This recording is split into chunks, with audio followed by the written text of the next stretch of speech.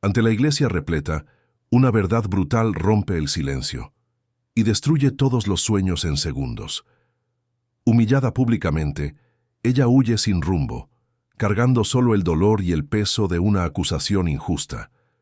Pero cuando un desconocido le ofrece no un romance, sino un nuevo lugar en su vida, todo cambia, y en ese gesto inesperado nace una conexión que ni el pasado ni la sociedad pueden borrar.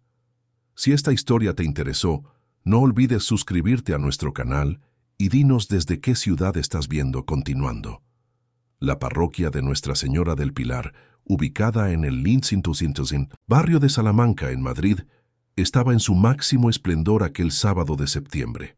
Las flores blancas decoraban cada banco, los lazos de satén dorado colgaban delicados de los arreglos, y la luz de la tarde atravesaba las coloridas vidrieras, pintando el pasillo central con reflejos que parecían salidos de un sueño. Afuera, los rascacielos del Paseo de la Castellana brillaban bajo el sol cálido, indiferentes a lo que estaba a punto de suceder dentro de aquel templo centenario. Marina Suárez Fernández tenía 26 años y en ese momento estaba arrodillada en el altar, con el vestido de novia que su madre había guardado por meses en una caja perfumada con lavanda. La tela blanca caía en capas suaves, el velo cubría su cabello oscuro recogido en un moño elegante, y el ramo de lirios temblaba ligeramente entre sus manos. A su lado, Rodrigo Méndez, su novio desde los 19 años, permanecía de pie, serio, con el traje impecable y una expresión que ella no lograba descifrar. El sacerdote, un hombre mayor de cabellos canosos y voz serena, estaba a punto de hacer la pregunta tradicional, cuando Rodrigo levantó la mano pidiendo un momento. El silencio se apoderó de la iglesia. Marina sintió que el corazón se le aceleraba. Tal vez eran nervios, pensó, al fin y al cabo, todos se ponen nerviosos en una boda. Pero cuando Rodrigo se giró para mirarla, había algo diferente en sus ojos, algo frío, distante, que ella nunca había visto antes. Rodrigo respiró hondo, y para horror de todos los presentes, comenzó a hablar en voz alta, lo suficientemente clara como para que cada invitado, desde la primera fila hasta los que estaban al fondo de la iglesia, pudiera oír cada palabra. Dijo que no podía casarse con ella, que había ido a un médico, un profesional de renombre en la ciudad, y que había recibido un diagnóstico devastador sobre Marina. Según él, los análisis mostraban que ella era incapaz de quedarse embarazada, que jamás podría dar herederos a la familia que planeaban construir, y que, por ese motivo, él no podía seguir adelante con esa unión. Las palabras resonaron en las paredes de piedra como golpes. Marina sintió que el mundo giraba a su alrededor. Los rostros de los invitados se transformaron en manchas borrosas, las voces se convirtieron en un zumbido distante. Miró a su madre, sentada en la primera fila, y vio lágrimas corriendo por el rostro de la mujer que siempre había sido su fortaleza. Miró a su padre, cuyo semblante demostraba una mezcla de furia e impotencia. Las tías, las primas, las amigas de la infancia, todas parecían paralizadas entre la compasión y el escándalo. Rodrigo continuó diciendo que respetaba mucho a Marina, que era una buena persona, pero que él necesitaba pensar en el futuro, en la continuidad del apellido familiar, en las expectativas que siempre había tenido de ser padre. Habló como si estuviera en una reunión de negocios, exponiendo hechos, justificando una decisión empresarial. No, hubo una disculpa, no hubo vacilación. Solo la sentencia fría y calculada de un hombre que eligió el altar como escenario para su cobardía. La iglesia estalló en susurros. Algunas personas se levantaron, conmocionadas. Otras permanecieron sentadas, cubriéndose la boca con las manos. El sacerdote intentó intervenir, pidiendo calma, sugiriendo que hablaran en privado, pero Rodrigo ya se estaba alejando, caminando por el pasillo central con pasos firmes, dejando a Marina allí, arrodillada, sola, vestida de novia, ante 200 personas que ahora la veían de una forma completamente diferente. Ella no consiguió levantarse. Las piernas no le obedecían. El cuerpo le pesaba demasiado. La vergüenza era tan intensa que parecía física, como si cada mirada fuera una piedra que le colocaban sobre los hombros. Alguien intentó ayudarla a ponerse de pie, pero Marina apartó la mano con delicadeza. Necesitaba salir de allí, necesitaba respirar, necesitaba desaparecer. Con esfuerzo, logró levantarse y caminó, casi corriendo, por el pasillo lateral de la iglesia, lejos de las miradas. Salió por una puerta lateral que daba a un pequeño jardín en la parte trasera del templo, donde había un banco de piedra bajo la sombra de un madroño. Allí, finalmente, dejó caer las lágrimas. Lloró con la intensidad de quien acaba de perderlo todo: la vida que había planeado, el futuro que había soñado, la dignidad que siempre había intentado preservar. Mientras Marina se deshacía en lágrimas, dentro de la iglesia se instalaba el caos. Las familias se dividían entre consolar y juzgar, entre defender y condenar. Pero había alguien que observaba todo con una atención diferente. Al fondo de la iglesia, sentado discretamente en la última fila, estaba Rafael Álvarez Santos, un empresario de 42 años. Conocido en Madrid por haber construido un imperio en el sector de la tecnología y la innovación. Su rostro era familiar para quien seguía las revistas de negocios y los periódicos económicos, pero allí, aquel sábado, no estaba como ejecutivo, sino como un padre que había dejado a sus 3 hijas trillizas en la catequesis que tenía lugar en el salón contiguo a la iglesia. Rafael había ido a la iglesia solo para recoger a las niñas después de la clase de religión, pero al llegar más temprano, decidió sentarse discretamente a esperar. Nunca imaginó que presenciaría una escena tan brutal. Mientras observaba a Marina ser destrozada públicamente, algo dentro de él se rebeló. No, era solo la injusticia evidente de la situación, sino la forma cruel en que todo había sido conducido. Aquello no era solo la ruptura de un compromiso, era la destrucción deliberada de una persona ante todos los que conocía. Cuando vio a Marina salir corriendo hacia el jardín lateral, Rafael esperó unos minutos. No quería invadir un momento tan privado, pero tampoco podía simplemente irse y fingir que no había visto nada. Había algo en aquella escena que lo había conmovido profundamente. Quizás porque él mismo conocía el dolor de la pérdida, la soledad de enfrentar el mundo solo, la sensación de que la vida que uno planeaba se desmorona en un instante. Tras recoger a sus 3 hijas, que todavía estaban animadas y ajenas al drama que acababa de ocurrir en la iglesia principal, Rafael las llevó hasta el coche y les pidió que esperaran unos minutos. Caminó hasta el jardín lateral y encontró a Marina todavía sentada en el banco de piedra, el vestido blanco manchado de tierra, el velo caído sobre los hombros, el rostro mojado de lágrimas. Rafael se detuvo a unos metros de distancia sin querer asustarla, carraspeó delicadamente y le preguntó si estaba bien, aún sabiendo que era una pregunta sin sentido ante la obviedad de la respuesta. Marina levantó el rostro, con los ojos hinchados, y dijo que no estaba bien, que nada estaba bien. La voz le salió entrecortada, rota. Rafael se acercó con cuidado y pidió permiso para sentarse a su lado en el banco. Marina hizo un gesto vago de permiso, como si ya nada importara. Se sentó, manteniendo una distancia respetuosa, y se quedó en silencio por unos instantes, simplemente observando las hojas del madroño moverse con la brisa de la tarde. Entonces, con una voz tranquila y firme, Rafael comenzó a hablar. Dijo que había presenciado todo lo que había ocurrido en el altar y que aquello era inaceptable, que ninguna persona merecía ser expuesta de esa forma, independientemente del motivo. Marina intentó interrumpirlo, diciendo que él no entendía, que Rodrigo tenía razón, que ella realmente era defectuosa, incapaz de dar hijos. Pero Rafael levantó la mano, pidiéndole que lo dejara continuar. Entonces, reveló algo que hizo que Marina dejara de llorar por un instante. Rafael explicó que conocía al médico que Rodrigo había mencionado, el doctor Enrique Carballo, uno de los profesionales más respetados de Madrid en el área de medicina reproductiva.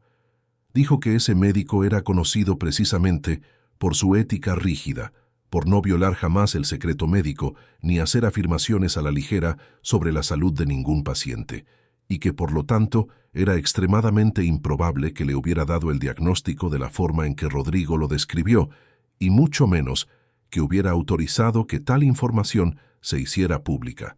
Marina sintió una chispa de algo que no pudo identificar de inmediato. ¿Era rabia? ¿Era esperanza? ¿Era solo confusión? Rafael continuó diciendo que, en realidad, todo aquello sonaba a una excusa conveniente, una forma cobarde de romper un compromiso sin asumir la responsabilidad de la elección. Él apostaría a que Rodrigo ya tenía otros planes, quizás otra persona, y necesitaba una justificación que lo hiciera parecer víctima de las circunstancias, y no el villano de la historia. Las palabras de Rafael comenzaron a cobrar sentido en la mente confusa de Marina. Recordó detalles que había ignorado en los últimos meses, pequeñas señales que ahora adquirían un nuevo significado.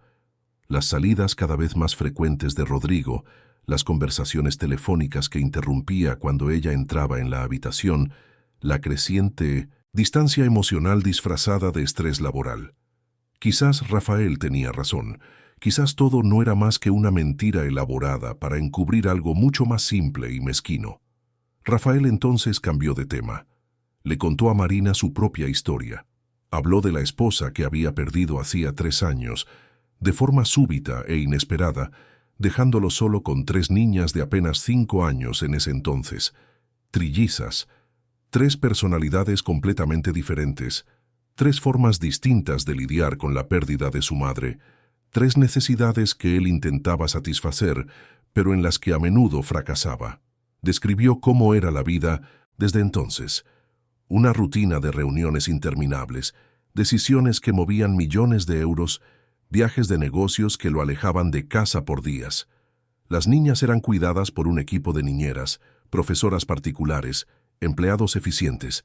Tenían todo lo que el dinero podía comprar, menos la presencia constante de un padre y la figura materna que tanta falta les hacía. Rafael confesó que la mayor de las trillizas, por solo 5 minutos, había asumido un papel que no debería ser suyo. Elena se había vuelto demasiado seria para una niña de 8 años, controladora, intentando mantener el orden en la casa y cuidar de sus hermanas. Beatriz, la del medio, era explosiva e impulsiva, reaccionaba a cualquier frustración con ataques de ira que escondían un dolor profundo. Y Julia, la menor, vivía en un mundo de fantasías, creando historias y amigos imaginarios como forma de escape. El ático donde vivían en el barrio de Salamanca era impecable, lujoso, con una vista privilegiada de la ciudad, pero le faltaba vida, le faltaba calor, faltaba alguien que se sentara al borde de la cama y escuchara los miedos nocturnos de una niña. Faltaba un abrazo, un regazo, una presencia real. Rafael entonces hizo algo completamente inesperado. Miró directamente a Marina y le dijo que tenía una propuesta. No era una petición de matrimonio, no era una oferta romántica ni llena de promesas vacías. Era algo más pragmático, más honesto y al mismo tiempo más arriesgado. Le propuso que se fuera a vivir al ático para ayudarle a cuidar de las trillizas y administrar el hogar.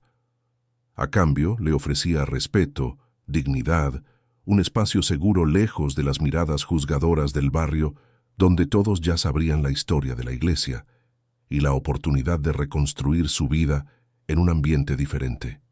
Dejó claro que no esperaba nada más que eso. No había presión, no había expectativas románticas. Si algún día surgía un afecto verdadero entre ellos, que viniera naturalmente, con el tiempo. Pero lo que le ofrecía en ese momento era una oportunidad de empezar de nuevo, una oportunidad de escapar de la etiqueta que acababan de imponerle. La mujer rechazada en el altar, la mujer marcada como defectuosa. Marina se quedó en silencio, procesando lo que acababa de oír. Era absurdo, era imprudente, era una locura aceptar una propuesta así de un completo extraño. Pero cuando pensó en la alternativa, cuando se imaginó volviendo a casa de sus padres y enfrentando las miradas de pena, las preguntas susurradas, los cuchicheos por los pasillos del edificio, cuando pensó en ver los mismos rostros que presenciaron su humillación día tras día, semana tras semana. La propuesta de Rafael comenzó a sonar menos a locura y más a salvación. Le preguntó por qué haría eso. ¿Por qué ayudaría a una desconocida? Rafael respondió con una sencillez desconcertante. Dijo que quizás era egoísmo disfrazado de bondad, porque él necesitaba ayuda real, no más empleados cumpliendo horarios. Necesitaba a alguien que se preocupara genuinamente por las niñas, que estuviera allí no por un sueldo, sino por elección. Y veía en Marina a alguien que entendía el dolor, alguien que conocía la pérdida, alguien que quizás podría conectar con 3 niñas heridas de una forma que ninguna niñera entrenada conseguiría. El sol comenzaba a ponerse sobre Madrid, pintando el cielo de tonos anaranjados.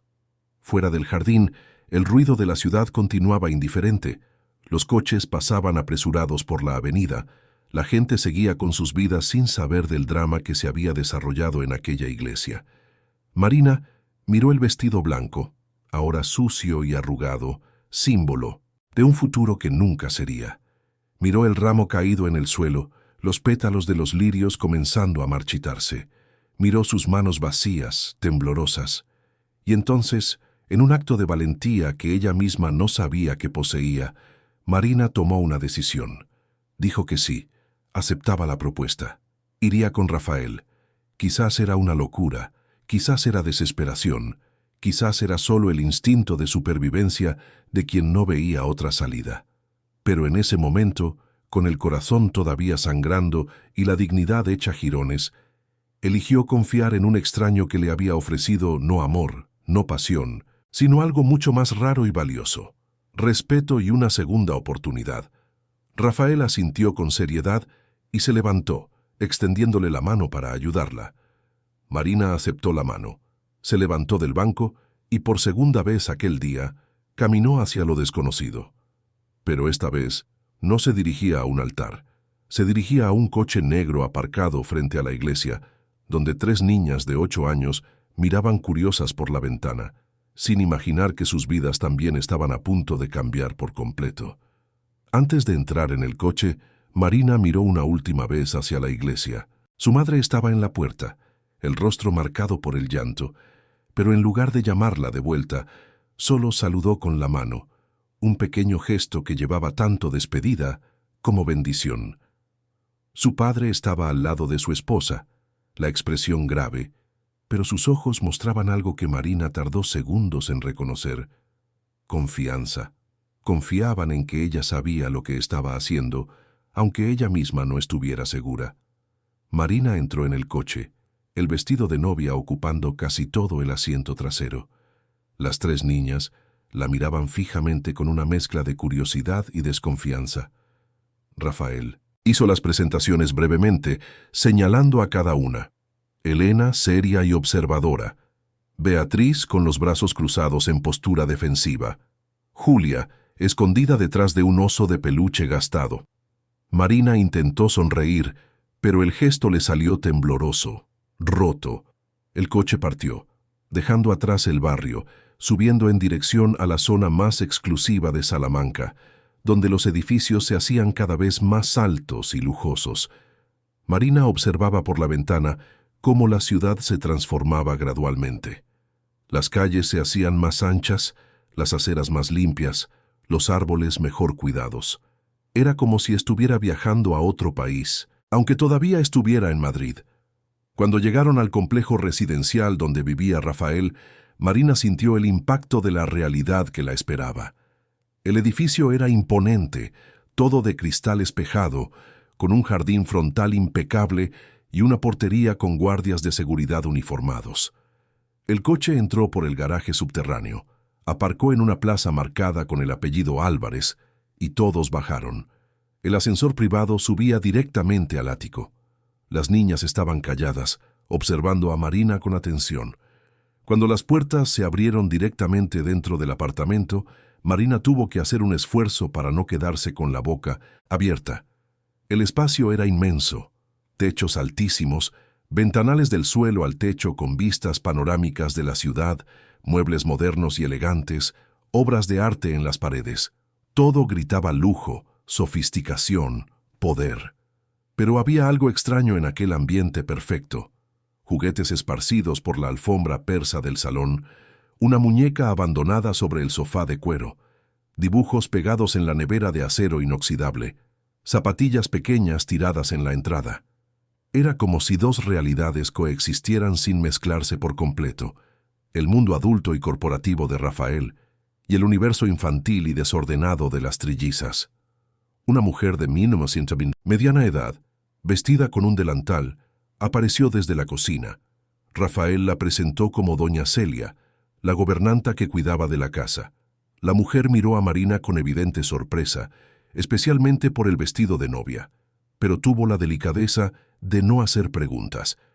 Rafael explicó brevemente que Marina se quedaría a vivir allí y que Celia debía preparar la habitación de invitados. Las trillizas finalmente reaccionaron. Elena, la mayor y más seria, dio un paso al frente y preguntó directamente, con una voz firme que no parecía de una niña de 8 años, ¿quién era esa mujer y por qué estaba allí? Rafael se agachó hasta quedar a la altura de los ojos de sus hijas y explicó con paciencia que Marina era una amiga que pasaba por un momento difícil y que se quedaría con ellos un tiempo, ayudando a cuidar de la casa y de ellas. Beatriz, la del medio, cruzó los brazos con más fuerza y declaró que no necesitaban a nadie, que ya tenían a doña Celia y a las otras empleadas. Julia, la menor, no dijo nada. Solo abrazó el oso de peluche con más fuerza y dio unos pasos hacia atrás, escondiéndose detrás de su hermana.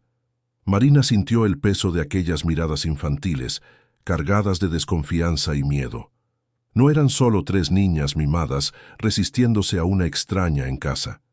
Eran 3 niñas que habían perdido a su madre y ahora veían a una desconocida aparecer de repente, vestida de novia, invadiendo el espacio que habían aprendido a proteger con uñas y dientes. En ese momento, Marina tuvo la certeza absoluta de que había cometido el mayor error de su vida. ¿Qué estaba haciendo allí? ¿Cómo había pensado que podría simplemente entrar en la vida de estas personas y marcar la diferencia? No sabía nada sobre criar niños, no tenía experiencia, no tenía preparación. Estaba allí solo huyendo de su propio dolor, intentando escapar de la humillación, y ahora se veía atrapada en una situación aún más compleja y aterradora que la que había dejado atrás. Rafael debió de percibir el pánico en sus ojos, porque se acercó y le dijo en voz baja que todo iría bien, que tendría tiempo para adaptarse, que nadie esperaba milagros. Marina asintió, pero no creyó ni una palabra. ¿Cómo podría ir bien? ¿Cómo podría funcionar? Doña Celia la condujo hasta la habitación de invitados, un espacio amplio con una cama king size, un vestidor vacío y una terraza con vistas al barrio. La gobernanta se ofreció a ayudarla a quitarse el vestido de novia, y Marina aceptó, agradecida por no tener que enfrentarse sola a los interminables botones de la espalda.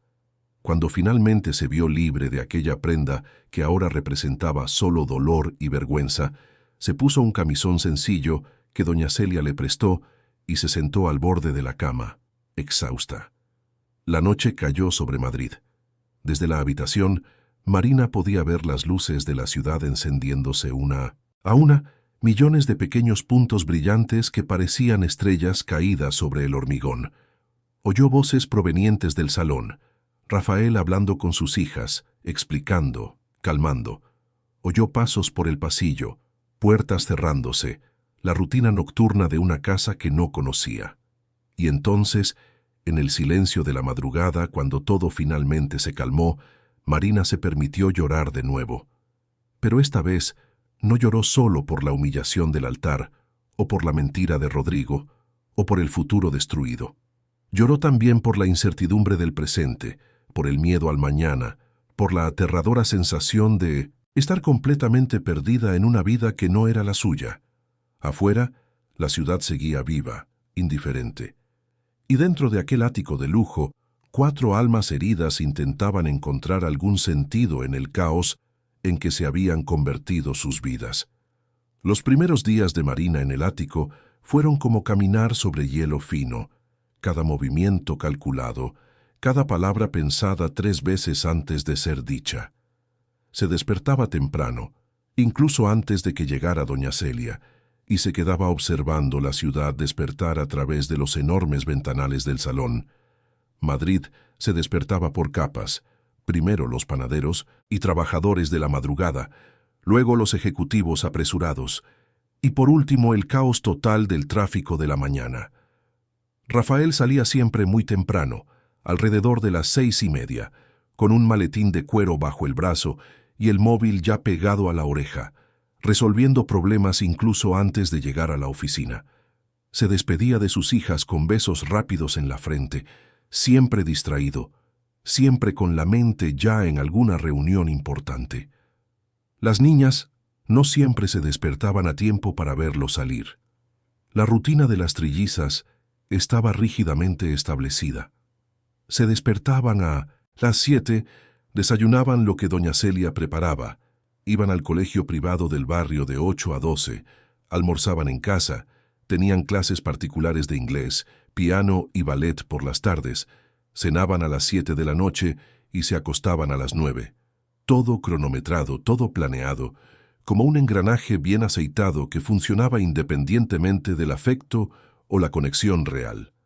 Marina observaba todo desde lejos los primeros días, intentando entender la dinámica de aquella casa. Elena, la mayor por 5 minutos, era quien realmente dirigía las operaciones. Ella elegía la ropa que las 3 usarían, siempre a juego, decidía qué desayunar, organizaba las mochilas escolares. A los 8 años tenía una agenda mental más organizada que muchos adultos. Pero Marina notó algo que nadie más parecía ver. Detrás de esa fachada de control había una niña exhausta, cargando un peso que no debería ser suyo. Beatriz era lo opuesto. Explosiva, impulsiva, respondía con gritos cuando la contrariaban, lanzaba objetos cuando se frustraba, daba portazos con una fuerza innecesaria. Las niñeras anteriores habían aprendido a simplemente dejarla sola cuando comenzaban los ataques de ira. Pero Marina percibía que esa ira era solo la superficie. Debajo había resentimiento, había abandono, había una niña desesperada por una atención que nadie le daba. Julia, la menor, vivía en su propio mundo. Hablaba con amigos imaginarios, creaba historias elaboradas sobre reinos encantados y princesas perdidas. Dibujaba sin parar en cuadernos que acumulaba debajo de la cama. Era la que menos molestaba a los adultos y precisamente por eso era la más desatendida. Nadie se daba cuenta de que ese mundo de fantasías era una forma de escapar de una realidad demasiado dolorosa para que una niña la procesara. Al tercer día, Marina decidió que no podía seguir siendo solo una observadora. Por la mañana, mientras las niñas desayunaban, se unió a ellas en la mesa. El silencio fue inmediato. Elena la miró fijamente con esos ojos demasiado serios para una niña. Beatriz cruzó los brazos en postura defensiva. Julia escondió el rostro detrás de un vaso de zumo.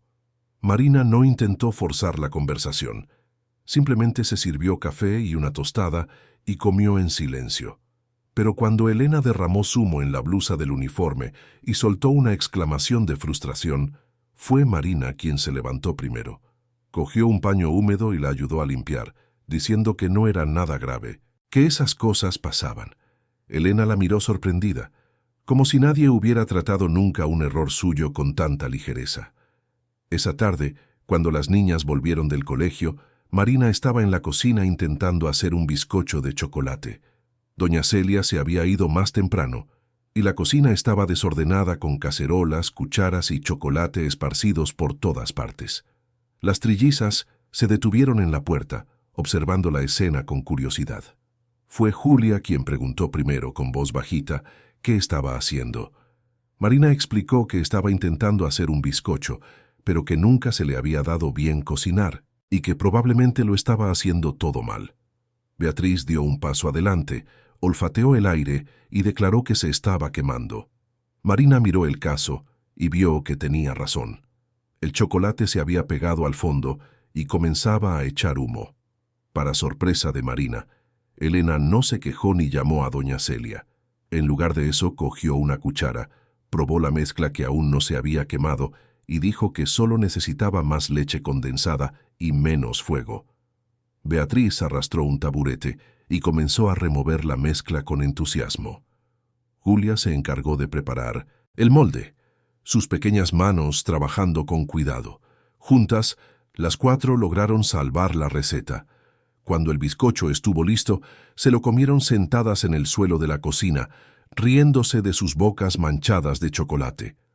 Fue un momento pequeño, casi insignificante, pero fue la primera grieta en el muro que las niñas habían construido a su alrededor. En los días siguientes, Marina comenzó a notar los patrones. Elena siempre se despertaba en mitad de la noche, caminaba hasta la habitación que había sido de su madre, ahora convertida en despacho, y se quedaba allí sentada en la oscuridad unos minutos antes de volver a la cama. Beatriz tenía pesadillas frecuentes y se despertaba gritando, pero cuando alguien venía a ver, fingía estar dormida, avergonzada de su propia vulnerabilidad. Julia hablaba en sueños, conversaciones enteras con la madre que ya no estaba allí. Una noche, Marina oyó los gritos de Beatriz y fue a la habitación de las niñas. Encontró a la niña sentada en la cama, temblando, con los ojos desorbitados por el miedo. Elena y Julia dormían profundamente en sus camas. Marina se acercó despacio, sin hacer movimientos bruscos, y le preguntó si podía sentarse allí. Beatriz dudó, pero acabó asintiendo. En lugar de preguntar por la pesadilla o intentar forzar la conversación, Marina simplemente se quedó allí sentada, en silencio, una presencia tranquila en medio de la oscuridad. Poco a poco, la respiración de Beatriz fue calmándose. Después de unos minutos, la niña preguntó en voz baja si Marina también se iba a ir, como todas las otras niñeras. Marina respondió con honestidad.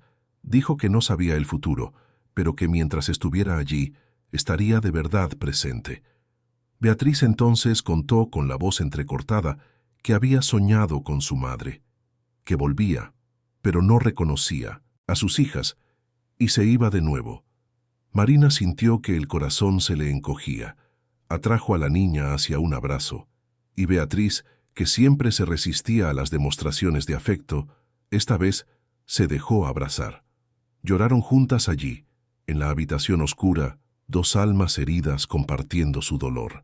Al día siguiente, las cosas comenzaron a cambiar sutilmente. Beatriz tiró a Marina del brazo y le enseñó los dibujos que guardaba escondidos debajo de la cama, retratos de la familia que solía ser. Elena, en lugar de organizarlo todo sola, comenzó a pedir ayuda, pequeñas cosas como elegir entre dos vestidos o decidir la merienda. Julia comenzó a contar sus historias en voz alta, ya no solo a amigos imaginarios, sino a Marina, que la escuchaba con atención genuina. Rafael observaba todo desde lejos, con una mezcla de sorpresa y alivio. Veía a sus hijas sonreír más, hablar más, pelear menos. La casa parecía más ligera, más viva. Una tarde llegó más temprano del trabajo y las encontró a las 4 en el salón, haciendo un castillo de cojines y mantas. Las niñas reían a carcajadas. Marina fingía ser un dragón atacando el castillo. Todo era desorden y alegría. Se quedó parado en la puerta observando y sintió algo que no sentía desde hacía mucho tiempo: paz. Esa era la casa que quería para sus hijas. Ese era el ambiente que había intentado crear, pero que nunca había conseguido. Y todo gracias a una mujer que apenas conocía, que había entrado en sus vidas por casualidad en el día más doloroso de ella. Pero no todo era tranquilo. Los cambios que ocurrían dentro del ático comenzaron a generar consecuencias fuera. La noticia de que Rafael, el viudo millonario, tenía una mujer viviendo en su casa se extendió rápidamente por los círculos sociales de Madrid. Los comentarios comenzaron discretos, luego se volvieron más atrevidos, más maliciosos.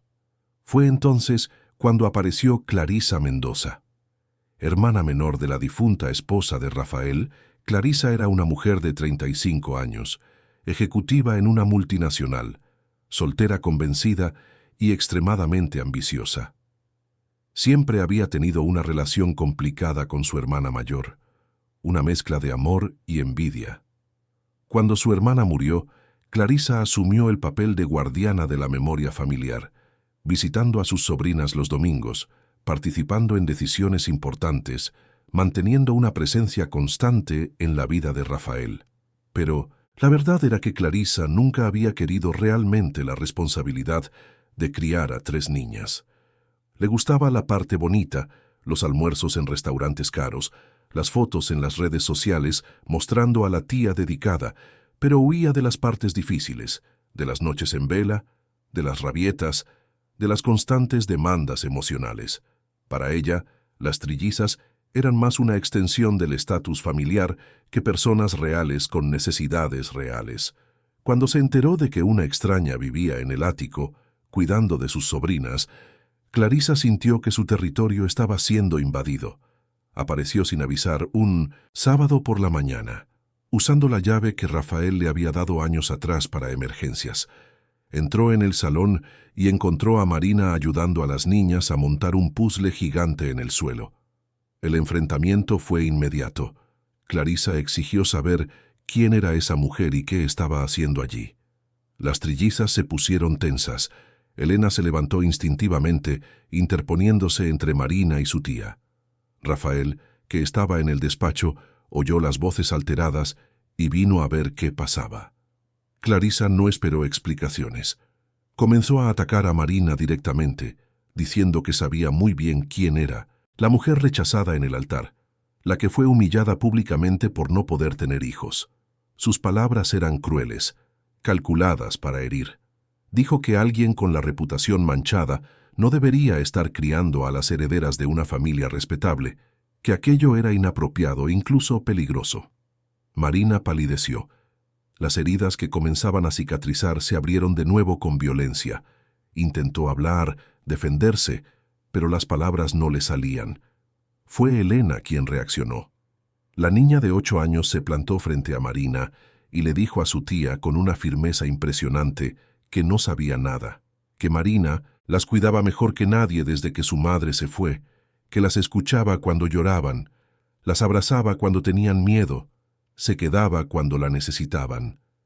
Beatriz y Julia se unieron a su hermana, formando una barrera protectora alrededor de Marina. Clarisa se quedó en shock. Nunca había visto a sus sobrinas tan unidas, tan a la defensiva. Rafael intervino entonces, pidiéndole a Clarisa que fuera con él al despacho. La discusión que siguió fue acalorada, pero Rafael fue firme. Dijo que Marina estaba allí porque él lo había decidido, que estaba haciendo un trabajo extraordinario con las niñas y que la opinión de la ciudad no le importaba en absoluto. Clarisa salió furiosa, prometiendo que aquello no quedaría así. Amenazó con buscar abogados, los servicios sociales, cualquier instancia que pudiera usar para sacar a Marina de allí. Para ella, no se trataba del bienestar de sus sobrinas, sino de control, de poder, de mantener su influencia en la familia. Después de que Clarisa se fuera, Marina se encerró en su habitación. Estaba destrozada. Las palabras de la tía de las niñas resonaban en su cabeza, trayendo de vuelta toda la vergüenza del día de la boda. Quizás Clarisa tenía razón, pensó. Quizás ella realmente no debería estar allí. Quizás su presencia solo traería problemas. Fue Rafael quien llamó a la puerta horas después.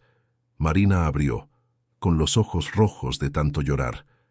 Él entró y se sentó en el sillón junto a la ventana, manteniendo una distancia respetuosa. Dijo que entendía si ella quería irse, que no la juzgaría, que sabía que todo aquello era demasiado difícil, pero entonces le contó algo que lo cambió todo. Rafael reveló que esa semana, por primera vez en 3 años, Elena había dormido toda la noche sin despertarse para ir a la antigua habitación de su madre, que Beatriz había pasado 4 noches seguidas sin pesadillas, que Julia había comenzado a dibujar cosas del mundo real, no solo fantasías de escape. Dijo que veía a sus hijas reír de verdad, no esa risa forzada y educada que mostraban a las visitas. Las veía siendo niñas de nuevo. Y entonces hizo algo completamente inesperado. Se arrodilló frente a Marina y le tomó las manos. Dijo que no quería que se quedara por obligación, por pena, o por no tener a dónde ir. Quería que se quedara porque esa casa la necesitaba, porque las niñas la necesitaban, porque él mismo estaba aprendiendo a ser un padre mejor, solo observando cómo ella interactuaba con sus hijas. Rafael entonces hizo una propuesta, no como un contrato de trabajo, no como un acuerdo temporal. Le pidió a Marina que se casara con él, una boda real, oficial, que le daría no solo la protección legal contra personas como Clarisa, sino también la afirmación pública de que ella era parte de esa familia, no una extraña temporal. Si estuvieras en el lugar de Marina, ¿aceptarías la propuesta de matrimonio de Rafael o la rechazarías para no sentirte aún más vulnerable? Cuéntanos en los comentarios. Marina se quedó en silencio durante largos minutos. Miró a ese hombre arrodillado frente a ella, un hombre que lo tenía todo materialmente, pero que cargaba tanto dolor como ella. Pensó en las 3 niñas que en pocas semanas habían encontrado un espacio en su corazón. Pensó en cómo se sentía útil allí, necesaria, parte de algo más grande que su propio dolor. Pero también pensó en los riesgos. ¿Y si salía mal? ¿Y si Rafael cambiaba de opinión? ¿Y si las niñas la rechazaban con el tiempo? ¿Y si nunca era lo suficientemente buena para reemplazar a la madre que habían perdido? Los miedos eran muchos, eran reales, eran justificados. Rafael percibió la vacilación y añadió algo crucial. Dijo que no esperaba que reemplazara a nadie, que la esposa que había perdido siempre tendría su lugar en la memoria y en el corazón de sus hijas. Lo que le ofrecía era la oportunidad de construir algo nuevo, un tipo diferente de familia, basada no en la sustitución, sino en la adición. Marina no necesitaba borrar el pasado para formar parte del futuro. Aquellas palabras fueron lo que Marina necesitaba oír.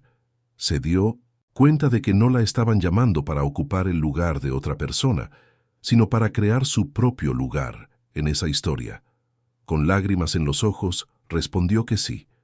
Aceptaba casarse con él, no por desesperación o falta de opción, sino porque genuinamente quería estar allí.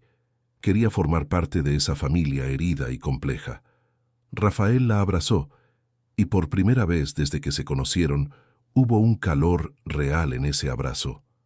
No era pasión ardiente, no era un romance de telenovela, pero era una conexión verdadera, era compañerismo, era el comienzo de algo que podría transformarse en amor con el tiempo. Las trillizas que estaban escuchando desde el otro lado de la puerta estallaron en gritos de alegría. Invadieron la habitación saltando y riendo, abrazaron a Marina y a su padre en un enredo de brazos y piernas, celebrando como si fuera Navidad y su cumpleaños al mismo tiempo. En ese momento, desordenados y felices en el suelo de la habitación, eran finalmente una familia. Los preparativos para la boda fueron discretos pero significativos. Rafael no quería ostentación, y Marina definitivamente no quería repetir el circo que había sido su primer intento de casarse. Decidieron hacer una ceremonia pequeña, solo con familiares cercanos y amigos verdaderos, en la misma parroquia de Nuestra Señora del Pilar donde todo había comenzado. Marina dudó cuando Rafael sugirió la misma iglesia. Los recuerdos de aquel día todavía eran dolorosos, pero él argumentó que era importante resignificar ese espacio, transformarlo de un lugar de humillación a un lugar de reinicio. Y Marina estuvo de acuerdo, dándose cuenta de que tenía razón. El día de la boda, 3 meses después del fatídico día en el altar, Marina entró en la iglesia con un vestido sencillo de color marfil, sin velo, sin pompa. Las trillizas entraban delante, como damitas de honor, vestidas con trajes iguales en tonos de rosa claro, sonriendo genuinamente. Rafael la esperaba en el altar, nervioso pero feliz, muy diferente de Rodrigo aquel otro día. Cuando el sacerdote preguntó si aceptaba a Marina como esposa, Rafael respondió con voz firme y clara, mirándola a los ojos. Sí, aceptaba, para siempre, en la alegría y en la tristeza, en la riqueza y en la pobreza. Marina repitió los mismos votos, esta vez sin miedo, sin vacilación. Cuando fueron declarados marido y mujer, la iglesia, que meses antes había sido testigo de Su destrucción ahora era testigo de su reconstrucción. Los pocos invitados aplaudieron con entusiasmo. Las trillizas los abrazaron a ambos con fuerza.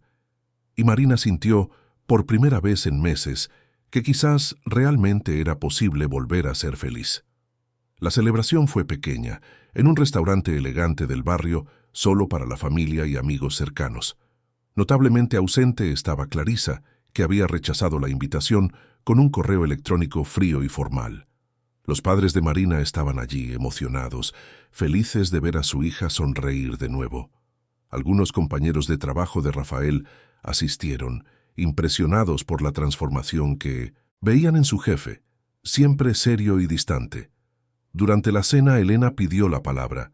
La niña de 8 años se levantó, seria como siempre, e hizo un brindis que emocionó a todos. Dijo que durante mucho tiempo no habían tenido una familia completa, que había un vacío que dolía todos los días, pero que Marina no intentó llenar ese vacío fingiendo ser alguien que no era. En cambio, trajo suficiente luz para que pudieran ver más allá del dolor, y que ahora finalmente tenían una madre de nuevo, diferente a la anterior pero igualmente amada. No había un ojo seco en la sala. Marina abrazó a Elena con fuerza, susurrando agradecimientos que ni ella misma sabía expresar bien. Rafael observaba a su familia, la nueva y la que se estaba reconstruyendo, con una sonrisa que hacía años que no aparecía en su rostro. Cuando volvieron a casa esa noche, ya como una familia oficialmente constituida, Marina se dio cuenta de que el ático parecía diferente. No había cambiado nada físicamente, pero energéticamente era otro lugar. Ya no era la casa del empresario millonario y sus hijas huérfanas, era el hogar de la familia Álvarez, con todas las complejidades, alegrías y desafíos que eso implicaba. Pero la paz duraría poco, porque en Madrid, en algún lugar de la ciudad, Clarisa articulaba sus próximos movimientos, decidida a demostrar que ese matrimonio era una farsa y que Marina no merecía estar donde estaba. Y al otro lado de la ciudad, en un apartamento más pequeño y modesto, Rodrigo leía sobre la boda de su exnovia con un empresario millonario y sentía algo que no podía nombrar, una mezcla de rabia, envidia y remordimiento que lo corroía por dentro. Las piezas en el tablero se estaban moviendo y se formaban tormentas en el horizonte. Pero por el momento, esa noche, Marina durmió en paz por primera vez en meses, con Rafael a su lado y las trillizas durmiendo tranquilas en sus habitaciones, todos parte de algo que, contra todo pronóstico, comenzaba a parecerse mucho a la felicidad. Los meses siguientes a la boda trajeron una rutina que Marina nunca había imaginado vivir. Se despertaba temprano, preparaba el desayuno mientras Rafael se arreglaba para el trabajo, ayudaba a las trillizas con los uniformes escolares, supervisaba los deberes, organizaba la agenda de actividades extraescolares. Era una vida ajetreada, llena de demandas, pero había un propósito. En cada acción había un significado en cada momento. Rafael comenzó a llegar más temprano a casa, saliendo antes de las reuniones, rechazando compromisos que antes habría aceptado sin dudar. Cenaba con la familia todos los días, preguntaba por el día de las niñas, escuchaba las historias que Julia creaba, revisaba los trabajos escolares de Elena, hablaba sobre los miedos de Beatriz. Se estaba convirtiendo en el padre que siempre quiso ser, pero nunca supo cómo. La relación entre Marina y Rafael también evolucionaba naturalmente. No hubo un momento específico de pasión cinematográfica, sino una construcción gradual de intimidad. Las conversaciones por la noche, después de que las niñas se durmieran, se convirtieron en el momento favorito de ambos. Se sentaban en la terraza acristalada, con la ciudad iluminada a sus pies, y hablaban de todo y de nada. Rafael hablaba de los desafíos de la empresa, de decisiones difíciles, del peso de la responsabilidad. Marina compartía sus inseguridades, sus miedos de no ser lo suficientemente buena, sus sorpresas al descubrir que era capaz de sentir tanto amor por esas 3 niñas. Fue en una de esas noches cuando Rafael tomó la mano de Marina por primera vez, de forma deliberadamente romántica, no solo afectuosa. Dijo que ella había traído algo a su vida que ni siquiera sabía que le faltaba, una ligereza que el dinero nunca podría comprar. Marina respondió que él le había dado algo igualmente valioso, una segunda oportunidad cuando ella pensaba que su historia había terminado. El primer beso llegó de forma natural, sin planificación. Estaban en la cocina, tarde en la noche, Marina preparando un té y Rafael cogiendo agua de la nevera. Chocaron el uno con el otro, se rieron de su propia torpeza y entonces simplemente sucedió. Fue suave, tímido incluso, como adolescentes, descubriendo el amor por primera vez. Cuando se separaron, ambos sonrieron, una mezcla de nerviosismo y certeza. Pero mientras la vida dentro del ático florecía, las amenazas externas se intensificaban. Clarisa no había renunciado a sus planes. Usó sus contactos en la alta sociedad madrileña para difundir rumores sobre Marina, insinuaciones sobre sus verdaderas intenciones, sugerencias de que era una oportunista que había engañado a Rafael solo para tener acceso a la fortuna de la familia.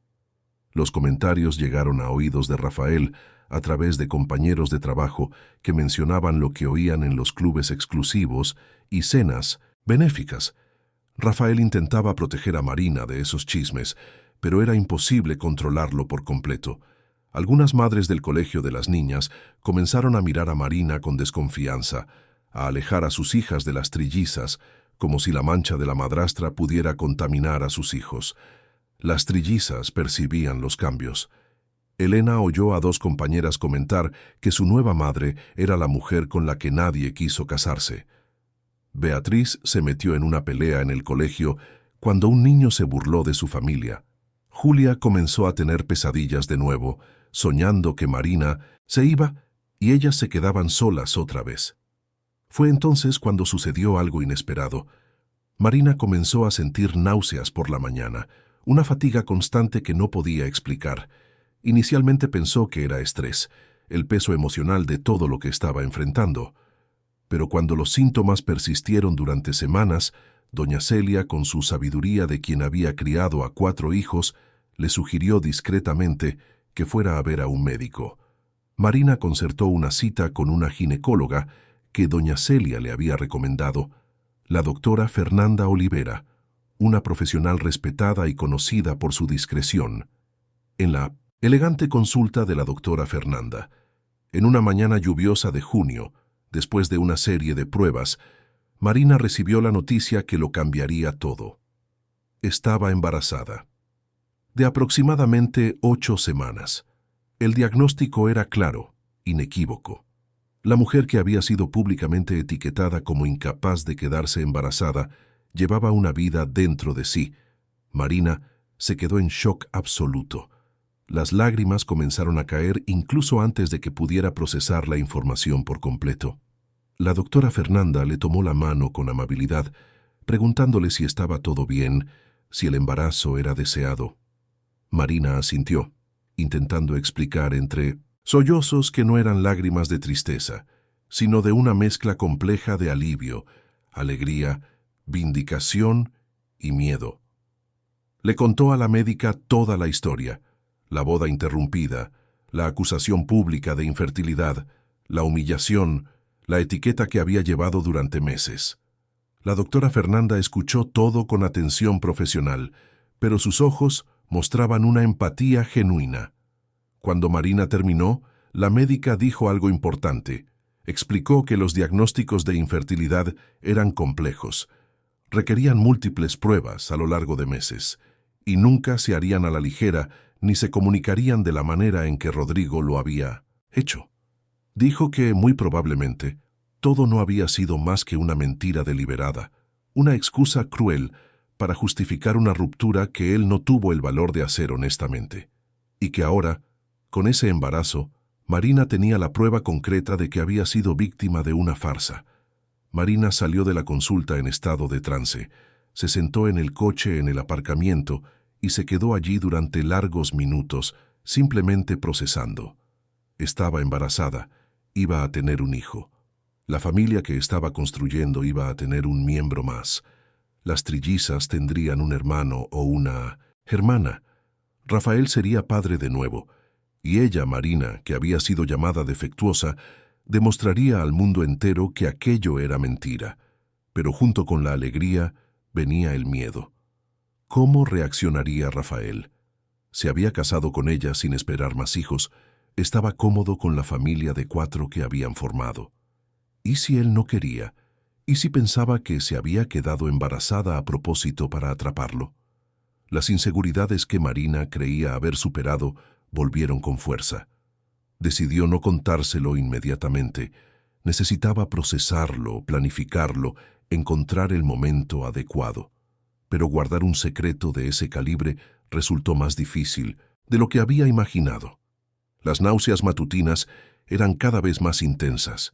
La fatiga la dejaba exhausta a media tarde. Rafael notó que algo era diferente.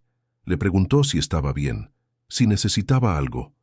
Fue doña Celia quien, con su manera maternal, llevó a Marina a un rincón de la cocina una tarde y le dijo que lo sabía. Había visto esos síntomas antes, 4 veces en sí misma. Dijo que Marina necesitaba contárselo a Rafael, que era su derecho saberlo, que guardar el secreto solo traería más complicaciones. Marina estuvo de acuerdo. Sabía que la gobernanta tenía razón. Eligió un viernes por la noche, después de que las niñas se acostaran.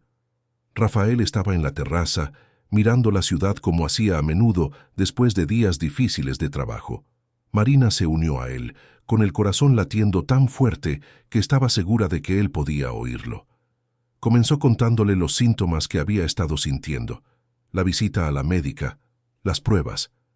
Rafael se preocupó de inmediato, preguntando si era algo grave, si estaba enferma. Marina negó con la cabeza y dijo las palabras que lo cambiaron todo de nuevo. «Estoy embarazada, Rafael. Vamos a tener un bebé». El silencio que siguió pareció durar una eternidad. Rafael se quedó completamente inmóvil, procesando la información. Marina esperó, el miedo creciendo con cada segundo de silencio. Y entonces Rafael se giró hacia ella, y Marina vio lágrimas en sus ojos. La abrazó con una fuerza que casi la derriba, repitiendo que no se lo creía, que era increíble, que era maravilloso. Dijo que nunca imaginó que volvería a ser padre, que pensaba que ese capítulo de su vida estaba cerrado, pero que la noticia lo hacía increíblemente feliz. No había vacilación en su voz, no había duda, solo alegría, pura. Hablaron durante horas esa noche. Rafael le hizo 1000 preguntas sobre cómo se sentía, qué necesitaba, cómo podían prepararse. Habló de cómo se lo contarían a las niñas, de transformar una de las habitaciones de invitados en un cuarto para el bebé, de todo lo que tendrían que organizar. Estaba tan emocionado como un niño en la víspera de Reyes, pero entonces Marina sacó a relucir algo que la inquietaba. Dijo que ese embarazo demostraba definitivamente que Rodrigo había mentido, que el diagnóstico que él citó nunca existió, y que ella necesitaba, por justicia, hacerlo público, no por venganza, sino para que ninguna otra mujer fuera destruida de la misma manera. Rafael se puso serio. Le preguntó si estaba segura, si estaba preparada para reabrir esas heridas, para enfrentarse de nuevo al escrutinio público. Marina dijo que sí, que necesitaba hacerlo no solo por ella, sino por todas las mujeres que son falsamente acusadas, etiquetadas, destruidas por hombres demasiado cobardes para asumir sus propias decisiones. Elaboraron un plan. En 2 semanas se celebraría la Gala Empresarial de Madrid, un evento anual que reunía a los principales empresarios, ejecutivos y figuras de la alta sociedad madrileña. Rafael siempre asistía como patrocinador. Rodrigo, que trabajaba en una empresa de tamaño medio, también solía estar presente, haciendo networking e intentando conseguir nuevos clientes. Sería el escenario perfecto, suficientemente público para que la verdad se extendiera rápidamente, pero lo bastante controlado para evitar un circo mediático completo. Marina estaría al lado de Rafael, visiblemente embarazada, y se asegurarían de que la información llegara a los oídos adecuados. Las 2 semanas siguientes fueron de preparación intensa. Marina les contó a las trillizas sobre el embarazo en un almuerzo de domingo. Las reacciones fueron exactamente las que esperaba. Elena se puso seria primero, procesando la información. Luego preguntó si eso significaba que Marina se iría o pasaría menos tiempo con ellas. Cuando Marina le aseguró que no, que tendría espacio en su corazón y tiempo para todas, Elena sonrió genuinamente y dijo que siempre había querido un hermano o hermana menor. Beatriz estalló en entusiasmo inmediato, ya haciendo planes sobre enseñarle al bebé a jugar al fútbol y a montar en bicicleta. Julia se quedó callada un momento, luego preguntó si podía elegir el nombre si era niña. Quería algo de una de sus historias, algo mágico. Marina prometió que considerarían todas las sugerencias. La noticia del embarazo se filtró antes de la gala, como era de esperar en una ciudad donde los chismes circulan más rápido que la información oficial. Clarisa se enteró a través de una conocida común y sintió como si le hubieran dado un puñetazo en el estómago. Aquello arruinaba por completo sus planes. Ya no podía atacar a Marina como una oportunista interesada cuando estaba gestando un heredero legítimo de la familia Álvarez. Pero Clarisa no era de las que se rinden fácilmente. Si no podía atacar la legitimidad del matrimonio, atacaría el carácter. Comenzó a difundir una nueva versión de la historia, insinuando que Marina se había quedado embarazada a propósito para aferrarse a Rafael, que quizás ni siquiera era hijo suyo, que todo era una trampa bien elaborada.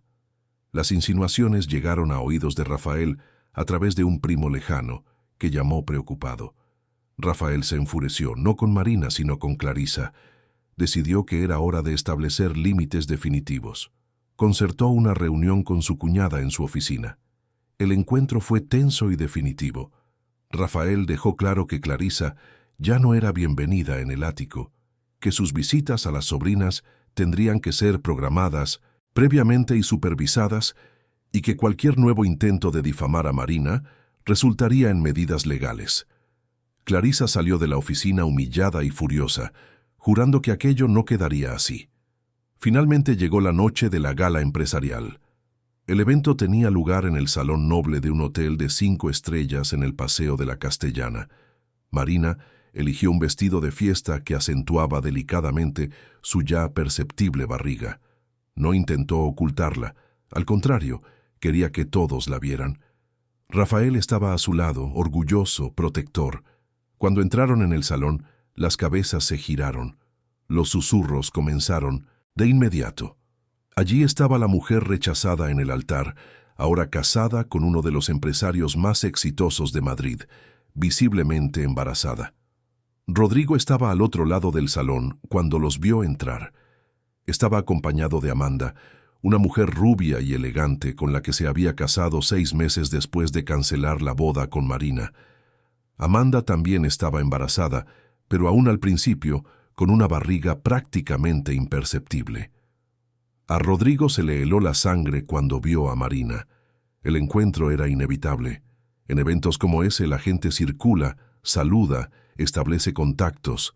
Fue Amanda quien, sin conocer toda la historia, arrastró a Rodrigo en dirección a Rafael, queriendo ser presentada al renombrado empresario. Cuando las dos parejas se encontraron cara a cara, el aire pareció volverse más pesado. Rafael saludó a Rodrigo con frialdad profesional. Marina asintió con educación distante. Amanda, percibiendo la tensión pero sin entender el origen, intentó iniciar una conversación, comentando sobre el embarazo de Marina, preguntando de cuántos meses estaba. Marina respondió con calma, 5 meses, que esperaba para mayo del año siguiente. Amanda comentó con entusiasmo que ella también estaba embarazada, de solo 2 meses, y qué maravilloso era.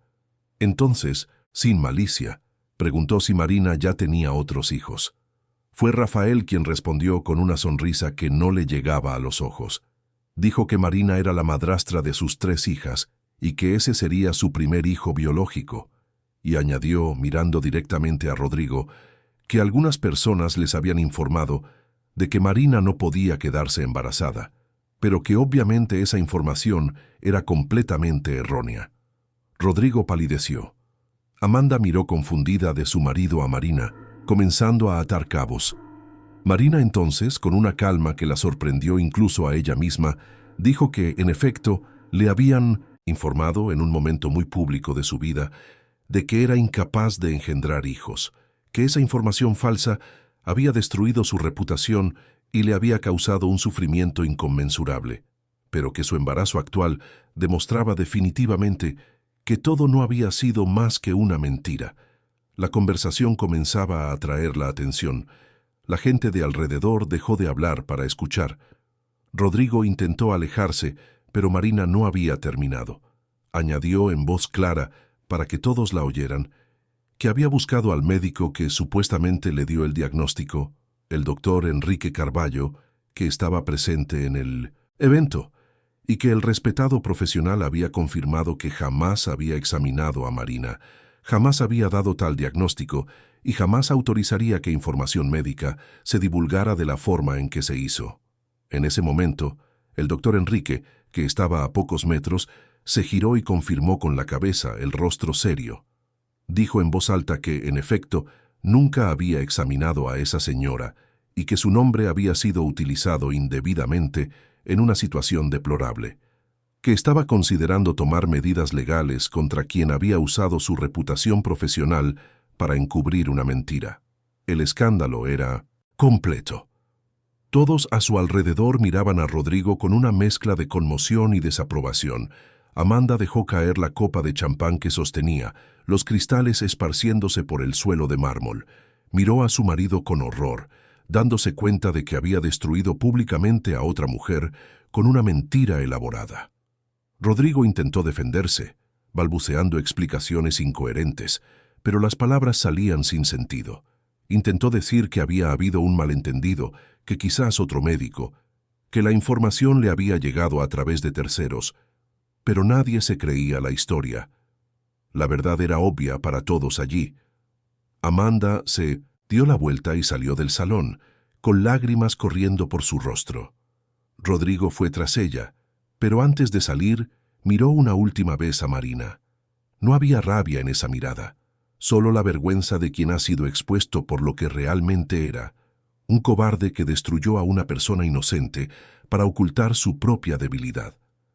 Después de que se fueran, el salón estalló en conversaciones, pero el tono había cambiado por completo. Las personas que antes miraban a Marina con sospecha o pena, ahora la veían con respeto, como alguien que había enfrentado una injusticia terrible y había salido más fuerte. Rafael mantuvo el brazo alrededor de su cintura, orgulloso, protector. No se quedaron mucho más tiempo en el evento. Ya habían hecho lo que habían venido a hacer. La verdad estaba expuesta, la mentira desenmascarada, la justicia hecha.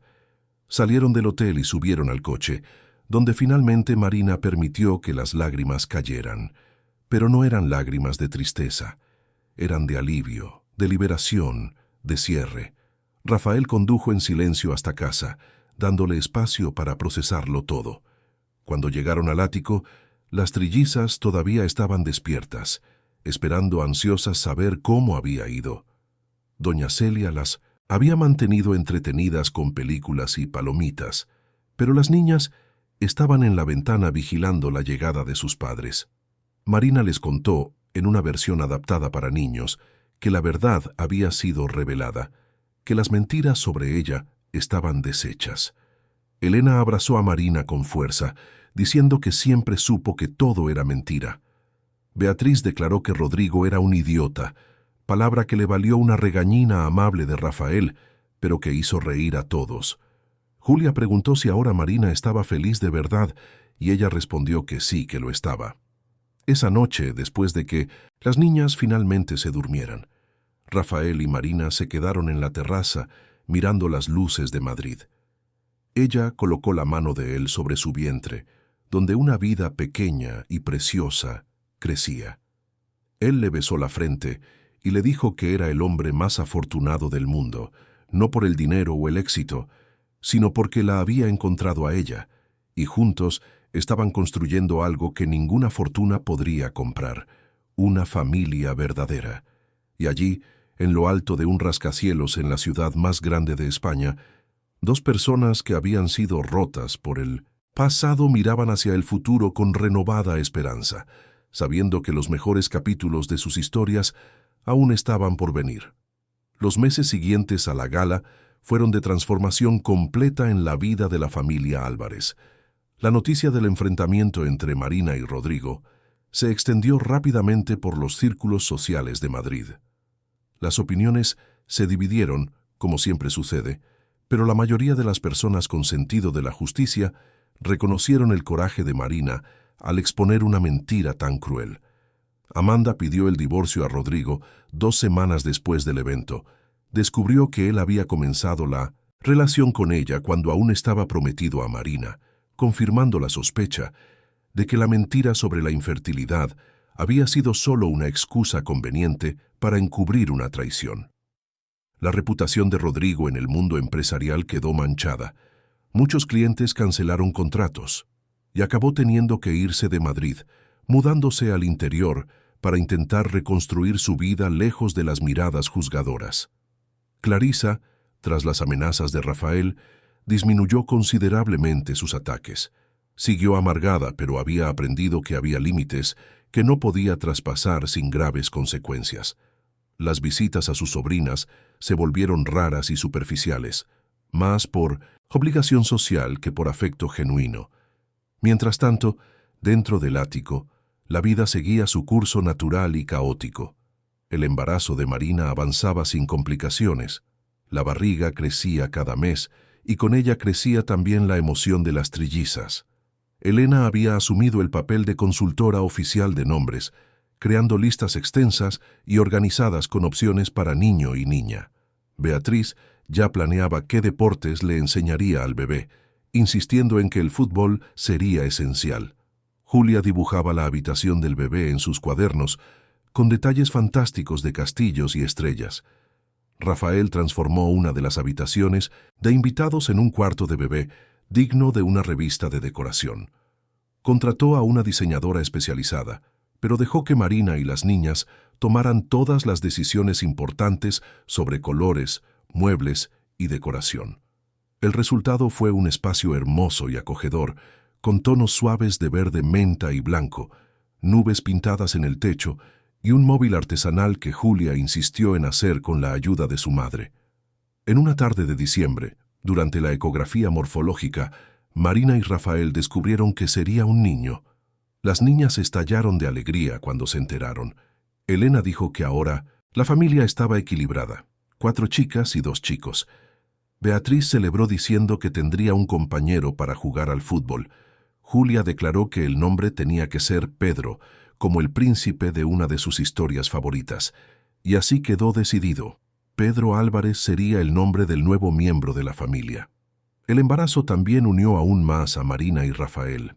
Él estuvo presente en todas las consultas médicas. Leía libros sobre paternidad con la dedicación de quien estudia para un examen importante, montaba la cuna con sus propias manos, aunque tenía empleados que podrían hacerlo. Quería participar en todo, no perderse ningún momento. Una noche, ya en el 8º mes de gestación, mientras Marina y Rafael estaban acostados en la cama, él, con la mano sobre la barriga de ella, sintiendo las patadas del bebé, le hizo una confesión.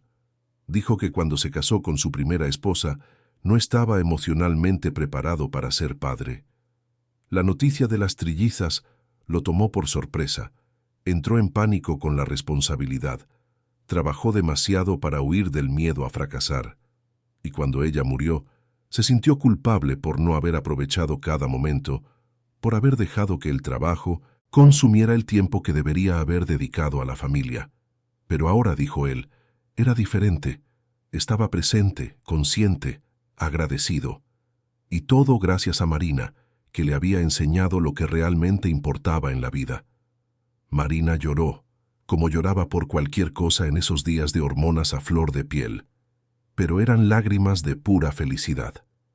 El nacimiento de Pedro ocurrió en una noche lluviosa de mayo, 3 días antes de la fecha prevista. Marina comenzó a sentir las contracciones durante la cena. Intentó disimular para no asustar a las niñas, pero Rafael se dio cuenta de inmediato. Llamó a doña Celia para que viniera a quedarse con las trillizas y llevó a Marina rápidamente al hospital. Las niñas se quedaron despiertas a pesar de la hora tardía, ansiosas, pidiendo noticias cada 10 minutos. Doña Celia intentaba calmarlas, pero ella misma estaba nerviosa, rezando en voz baja mientras preparaba un té que nadie bebía.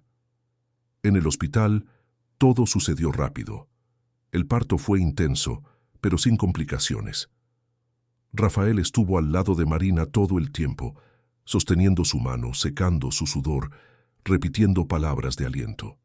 Cuando finalmente nació Pedro, con un llanto fuerte y saludable, el médico lo colocó en el regazo de Marina, y ella sintió una oleada de emoción tan intensa que pensó que el corazón le iba a estallar.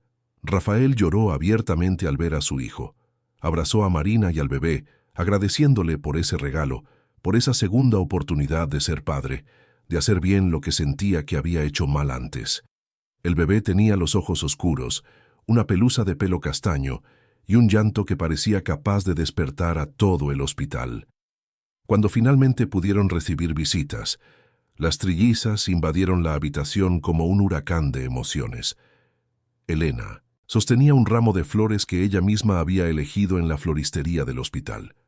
Beatriz traía un osito de peluche gigante. Julia llevaba un dibujo que había hecho de su hermano, sorprendentemente parecido al bebé real. Las niñas se agolpaban alrededor de Marina en la cama del hospital, queriendo ver a su hermano más de cerca. Pedro dormía tranquilo, ajeno al alboroto a su alrededor. Marina dejó que cada una de ellas sostuviera al bebé por unos instantes, supervisadas de cerca por ella y Rafael. Elena lo sostuvo con una seriedad conmovedora, como si estuviera sosteniendo algo de valor incalculable.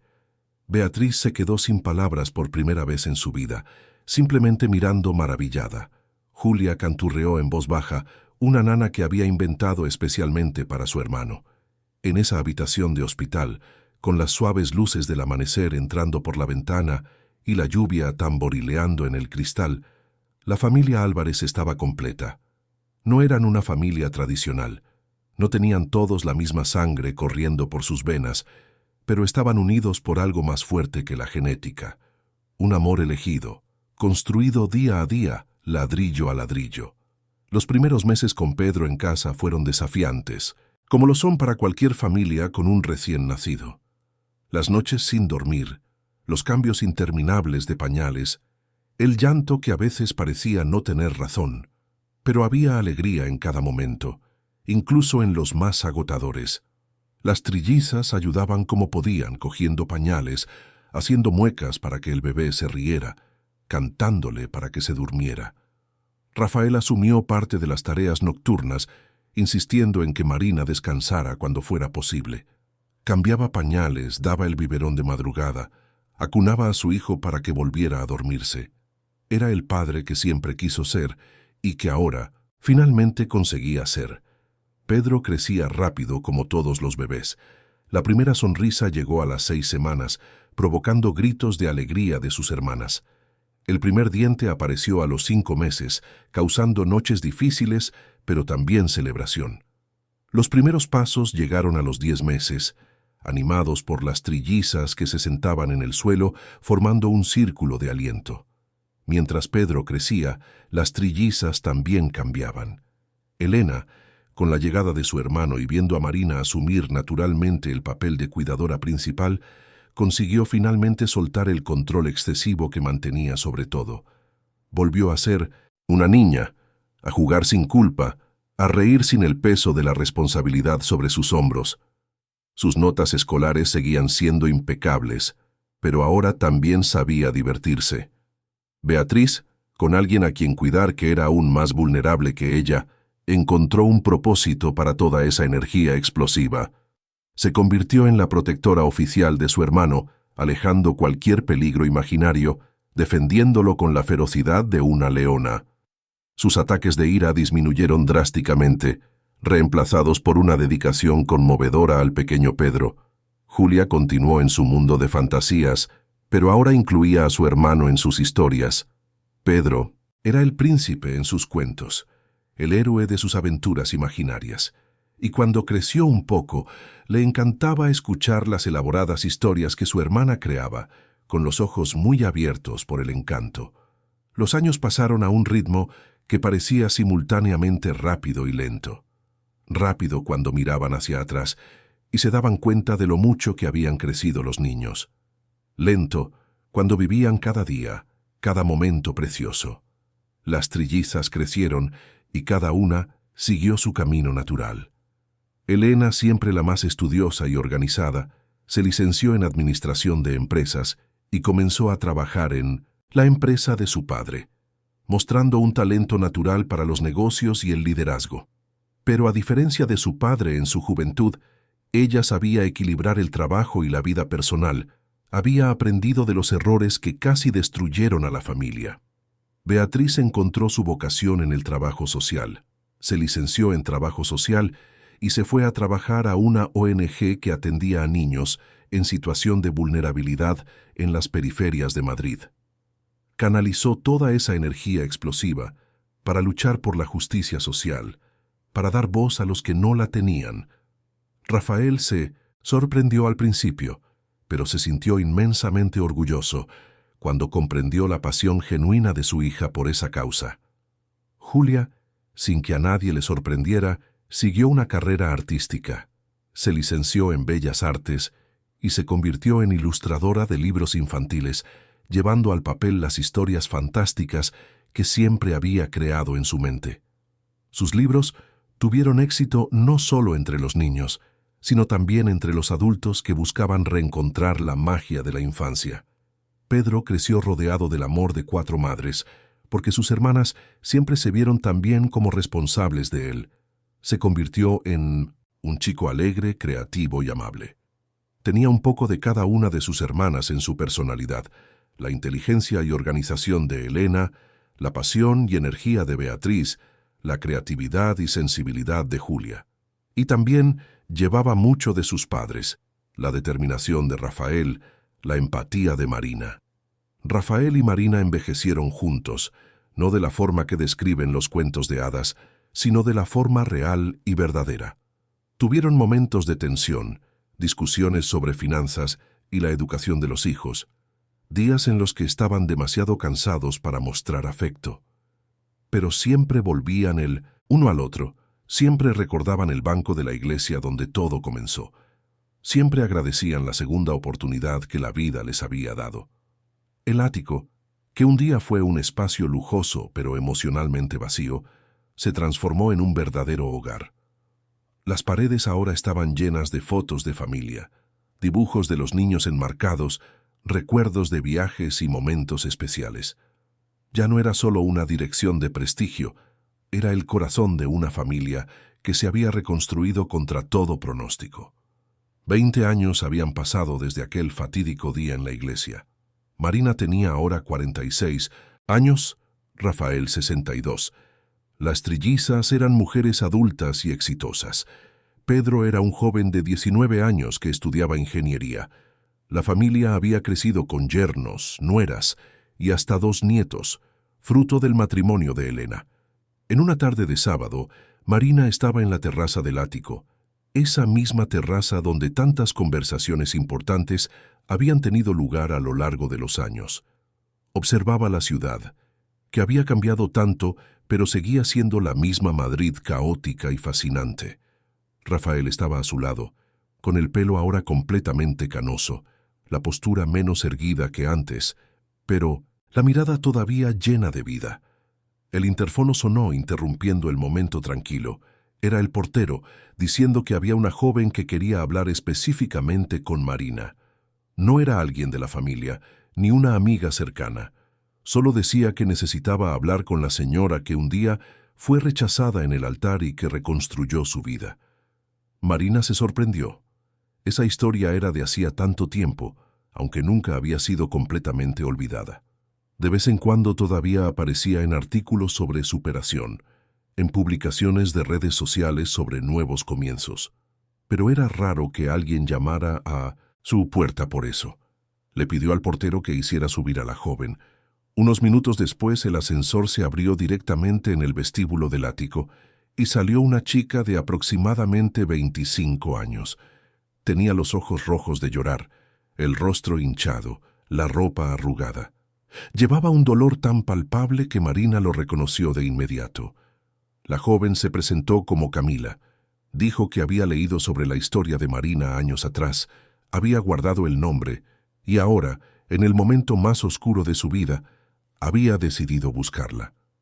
Entonces contó su propia historia, entre sollozos y palabras entrecortadas. Su prometido la había dejado 3 días antes de la boda, no en el altar, pero casi. Le había dicho que no era lo suficientemente sofisticada, que venía de una familia demasiado pobre, que él merecía a alguien mejor. Lo hizo delante de la familia de ella, humillando no solo a Camila, sino también a sus padres, que habían trabajado duro toda su vida para darle a su hija una educación decente. Camila dijo que ya no le veía sentido a nada, que la vergüenza era demasiado grande, que no sabía cómo seguir adelante. Había venido hasta allí porque recordaba vagamente la historia de Marina y pensó que quizás ella la entendería, quizás tendría alguna respuesta. Marina sintió que el corazón se le encogía. Reconoció en esa joven a la Marina de 20 años atrás, destrozada, sin esperanza, pensando que su vida había terminado. Le pidió a Camila que se sentara, le sirvió un té que doña Celia, que todavía trabajaba en la casa a sus 70 años, preparó rápidamente. Entonces Marina comenzó a hablar. No le dio consejos vacíos sobre que el tiempo lo cura todo o que hay más peces en el mar. En cambio, le contó su propia historia con detalles que nunca había compartido públicamente.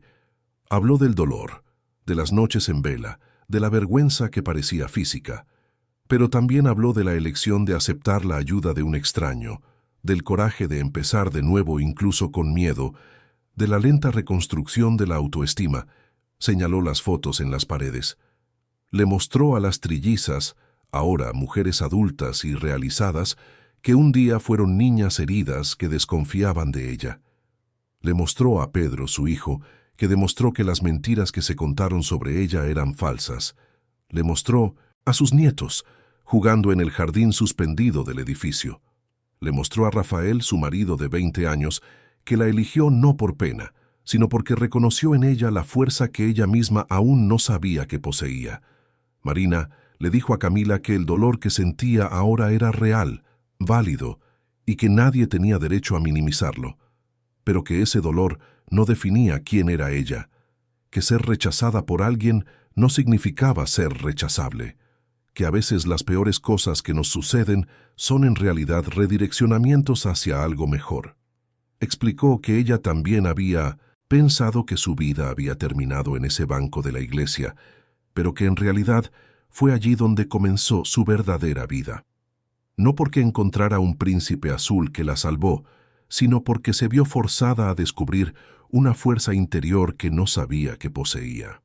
Porque aprendió que su identidad no estaba ligada a ser o no ser la esposa de alguien, a ser o no ser madre biológica. Su identidad estaba en sus elecciones, en su capacidad de amar, en su resiliencia. Camila escuchaba con atención. Las lágrimas seguían cayendo, pero ahora mezcladas con algo que parecía esperanza. Marina entonces ofreció ayuda práctica. Dijo que si Camila necesitaba un lugar donde quedarse unos días, lejos de las miradas juzgadoras, la casa tenía habitaciones de sobra. Si necesitaba la recomendación de un terapeuta, ella tenía contactos. Si solo necesitaba a alguien con quien hablar, ella estaría disponible. No era caridad, dejó claro Marina. Era la transmisión de algo que le fue dado cuando más lo necesitó. Una segunda oportunidad, un voto de confianza, una mano tendida en el momento más oscuro. Y ahora ella tenía el privilegio de poder hacer lo mismo por alguien. Camila aceptó quedarse unos días. Esa semana Marina se la presentó a sus hijas, que compartieron sus propias historias de superación.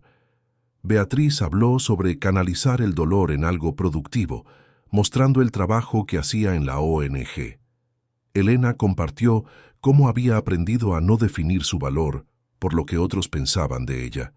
Julia mostró cómo el arte puede ser una forma de procesar emociones difíciles. Pedro, que estaba de vacaciones de la universidad, habló con Camila sobre la presión social, sobre las expectativas, sobre encontrar el propio camino. Rafael, en una conversación durante la cena, Habló sobre cómo casi lo perdió, todo por estar enfocado en las cosas equivocadas, y cómo Marina le enseñó lo que realmente importaba. 2 semanas después, Camila se fue del ático. Estaba diferente, no completamente curada porque heridas así llevan tiempo, pero esperanzada. Tenía un plan. Volvería a la universidad que había abandonado cuando comenzó a planear la boda, buscaría ayuda terapéutica, reconstruiría las relaciones con la familia de la que se había alejado. Le agradeció a Marina con un fuerte abrazo, diciendo que literalmente le había salvado la vida. Después de que Camila se fuera, Marina se quedó en la terraza de nuevo mirando la ciudad. Rafael se unió a ella, como siempre hacía. Comentó que ella tenía un don especial para ayudar a personas heridas, quizás porque sabía exactamente cómo era estar en su lugar. Marina respondió que no era un don, era una responsabilidad. Dijo que cuando recibimos ayuda en los momentos más oscuros, creamos una deuda no con quien nos ayudó, sino con el universo, y pagamos esa deuda ayudando a la siguiente persona que encontramos en la oscuridad. Se quedaron allí en un silencio cómodo, viendo el sol ponerse sobre Madrid. La ciudad seguía igual, caótica, ruidosa, llena de historias de dolor y superación ocurriendo simultáneamente en cada esquina. Pero para Marina, cada luz que se encendía en esos edificios representaba una posibilidad, una historia aún no escrita, un futuro aún no determinado. Pensó en cómo su vida podría haber sido diferente.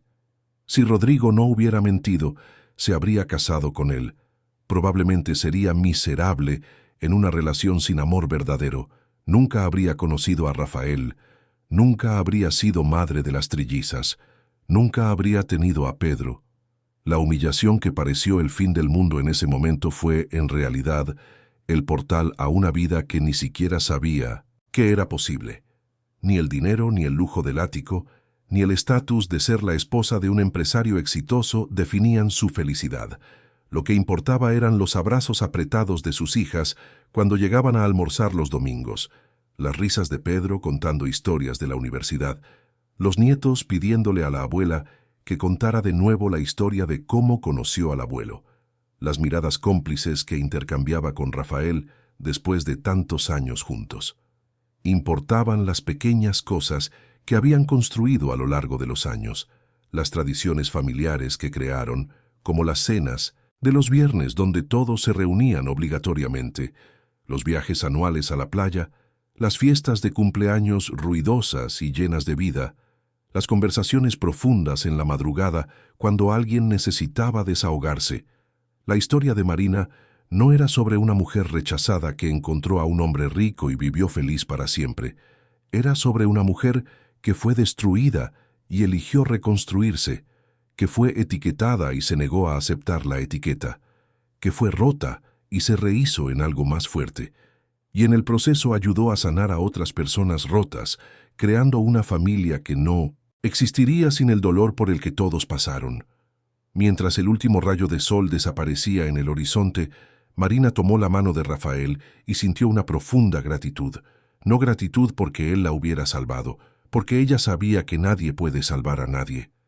Gratitud porque él vio en ella, cuando ella misma no lo veía, el potencial de ser más que su dolor, más que su humillación, más que cualquier etiqueta cruel que intentaron imponerle.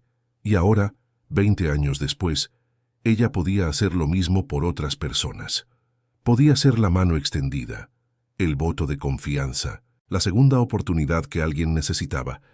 Y en eso, finalmente, encontraba el sentido completo de todo lo que había pasado. La vida no era perfecta, nunca lo sería.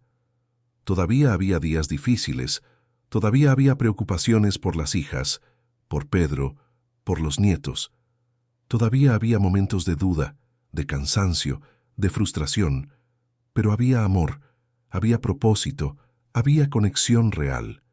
Y eso, Marina había aprendido, era más que suficiente. En el salón se oían risas. Julia había llegado por sorpresa con su novio, trayendo un pastel para la merienda. Pedro había bajado de su habitación al oír a su hermana, emocionado. Doña Celia estaba preparando café recién hecho.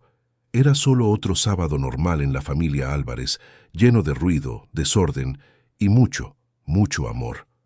Marina y Rafael se levantaron de la terraza para unirse a la familia. Antes de entrar, Marina miró una última vez a la ciudad y susurró un agradecimiento silencioso. Agradeció la humillación que la liberó de un futuro mediocre, el dolor que la hizo fuerte, el extraño que se convirtió en su mayor amor, las niñas que se convirtieron en sus hijas, el hijo que demostró que nunca fue defectuosa. Agradeció cada piedra en el camino que la llevó hasta allí, porque sin ellas no estaría donde estaba, y prometió seguir siendo la mano extendida para quien lo necesitara, seguir siendo la prueba viviente de que el día que parece el fin puede ser solo el comienzo de algo extraordinario. Queridos oyentes, esperamos que la historia de Marina y Rafael haya tocado su corazón. Si te has emocionado con este viaje de superación, de humillación transformada en fuerza y de amor encontrado en los lugares más inesperados, haz clic en el botón de me gusta y suscríbete a nuestro canal.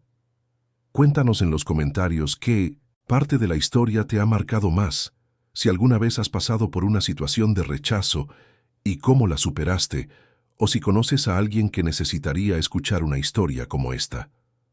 Todos los días traemos narrativas intensas que revelan el lado más profundo del alma humana, historias que nos recuerdan que ningún dolor es permanente y que siempre hay esperanza de un nuevo comienzo. Te esperamos en el próximo episodio con otra historia que tocará tu alma. Hasta pronto.